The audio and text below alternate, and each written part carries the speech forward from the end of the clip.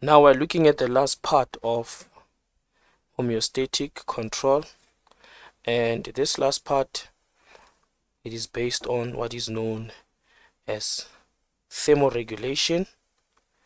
And under thermoregulation, you must first understand the structure of the skin using the diagram with the emphasis of the parts involved in this thermoregulation. And also you should be able to explain the role in the following feedback mechanism in controlling the temperature, or we can refer to that as thermoregulation: sweating, vasodilation, and vasoconstriction. Vasoconstriction. Now, first things first, let's start with the human skin. Very much well adapted to the thermoregulation. We know that the skin is the largest organ in the body, and it also have thermoreceptors. So you must always remember your receptors, guys. You have chemoreceptors in carbon dioxide regulation. You have osmoreceptors in water balance, which are found in the hypothalamus. The chemoreceptors, of course, are found in the arteries in the neck. And then these chemoreceptors, they detect the pH when carbon dioxide is increasing, and your osmoreceptors, they detect water decrease. So now you have what is known as thermoreceptors, which are actually detecting the changes in temperature. So you must always remember your receptors, that they do detect the stimulus, and which will lead to the homeostatic control of trying to return all the levels back to normal. So these thermoreceptors, they respond to either hot or cold weathers. So you don't have to know these names. You just have to know that the cold receptors, and these are hot receptors. And then we also need to understand that heat can be lost by the body through one, evaporation, radiation, conduction, as well as convection. So you must also know how to label the skin, sweat pores. Then you have the epidermis, the one that is found on top, the covering. Then you have the dermis here, which is the middle layer, the layer that lies below the epidermis. And then of course you have your blood vessels, your sweat glands, and here are your receptors, the cold and hot receptors, which are sensing the temperature changes. So these are cold and hot receptors. They are going to sense the temperature change. These are cold and hot receptors, right? So let us see what happens during a hot weather, or when the temperature changes to hot. Let's see. So they say now, when the body temperature increases. Now, before we even go there, let's just try to establish the normal body temperature. Now, the normal body temperature of a human, it's around 37 degrees, right? So now this temperature, we have to, or your body has to try to maintain the narrow limits of it. So meaning you must not exceed this temperature. If there's an increase, your body is going to apply homeostatic control, and it will decrease it back to 37. And if your temperature decreases, right, if there's a decrease in the temperature, your body will also attempt to increase it back to 37 degrees Celsius. So this is how we say now this is what we call our normal body temperature, and it is around 37 degrees Celsius.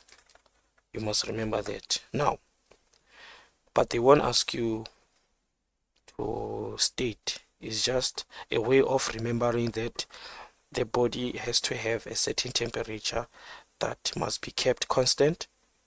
So moving on, what happens when temperature increases on a hot day? On a hot day, body temperature will increase, and again the hypothalamus is going to play a role. So the warm blood will pass through the hypothalamus, and if you still remember, the skin receptors are the ones that detect this. So you must always mention that the hot receptors in the skin, they detect this increase in temperature, right? So what will happen is that let me just reveal this. So the warm blood will pass through the hypothalamus, then the hypothalamus will send impulses to the blood vessels, the skin, and the sweat glands. So again, we go back to our diagram. It is always important to remember that you will have this is your brain, and at the base of the brain you have your pituitary gland, and above you have your hypothalamus. So again, blood is going to pass through the hypothalamus, so it will be warm blood passing through the hypothalamus, and as it's passing through, the hypothalamus will therefore detect the changes, and it will therefore send impulses. It will send an impulse to the skin, sweat glands, the skin, the sweat glands, and last but not least, the blood vessels. These are target organs, as well as the blood vessels. So you must remember them. Very much important. Right, so after that, now we are going to have another process. This process is very important. It is the one that causes radiation and convection, where the heat can escape. So now that the hypothalamus has sent the impulse to the blood vessels, let's start with the blood vessels first, right? Then your blood vessels are going to become wider, they're going to widen. So if initially your blood vessels was this size, right, then your blood vessel is going to become this size. Okay, and as you can see, if you look at the relative flow of blood, you'll see that if your blood vessels are thick or have widened, more blood is sent to those blood vessels. So if you look at these blood vessels here, they are wide now, they have widened, so it means more blood is sent towards the skin. So more blood is sent towards the skin, and if more blood is sent towards the skin, then heat is going to escape via evaporation and convection, right? So heat escapes, and this widening of the blood vessels, and remember guys, why is it important that the blood vessel widen? The temperature is regulated by your blood, right? So your blood is the one that gets warmer or colder, and like we said, warm blood, as it's passing through your hypothalamus, it will detect that there's a lot of, the temperature is high, so I must now try to decrease the temperature, and it will send those impulses especially to the blood vessels first. So the blood vessels are going to become wide, and when they become wider, we call that process vasodilation. Blood vessels, they dilate, they become wider, and more blood flows close to the skin, to the surface of the skin. And as more blood flows close to the surface of the skin, therefore the heat will escape through radiation and conduction or convection. You can explain that however you feel suitable for you. So more heat lost to the outside air by radiation, so you will radiate heat through the skin, and more heat being lost, and this also will cause the sweat glands to become more active. So as you can see just here, you are having a sweat gland. Let me just indicate, this is your sweat gland here. So this sweat gland, it is going to become active because an impulse would have been sent from the hypothalamus to the sweat gland, and the sweat gland becomes active, and it will secrete sweat. So sweat will come out of your skin, more sweat will come out of your skin, like this, through the sweat gland as an exocrine gland, if you still remember that. And in this case, if they are now more active, sweat evaporates, and when sweat evaporates, this now we say evaporation. And if now the sweat evaporates, therefore it causes a cooling effect, and that cooling effect, it is going to decrease the temperature back to normal. So they say surface blood capillaries lose heat to the environment, and the blood cools down. So that is the important part right there, the blood cooling down, the blood cooling down.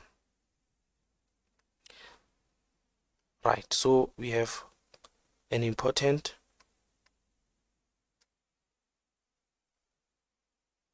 vasodilation.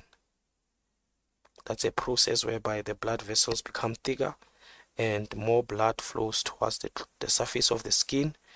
More heat is lost, so you must say more heat is lost through radiation, conduction.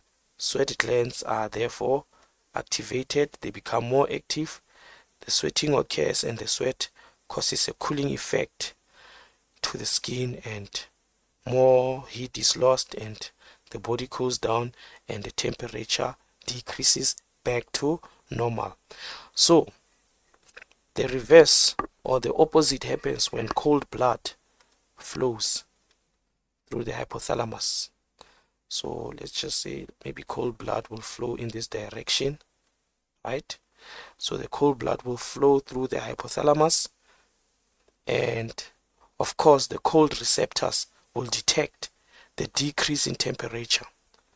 So as the cold receptors decrease they detect the decrease in temperature, what will happen is that it's due to the fact that the hypothalamus is able to detect cold blood passing through, and it will send impulses again to the blood vessels, the skin, and the sweat glands. And now, first things first, what will happen is your blood vessels are going to constrict, right? So your blood vessels become smaller. So if your blood vessels were this size before, now they're going to become this size. They're going to constrict. That is why during winter we cannot see your veins and arteries in your hands, but during summer you can see your veins and arteries. This is because of vasodilation. But during winter your veins and arteries you are unable to see. So it is due to vasoconstriction, meaning your blood vessels has become smaller, or it has become narrower.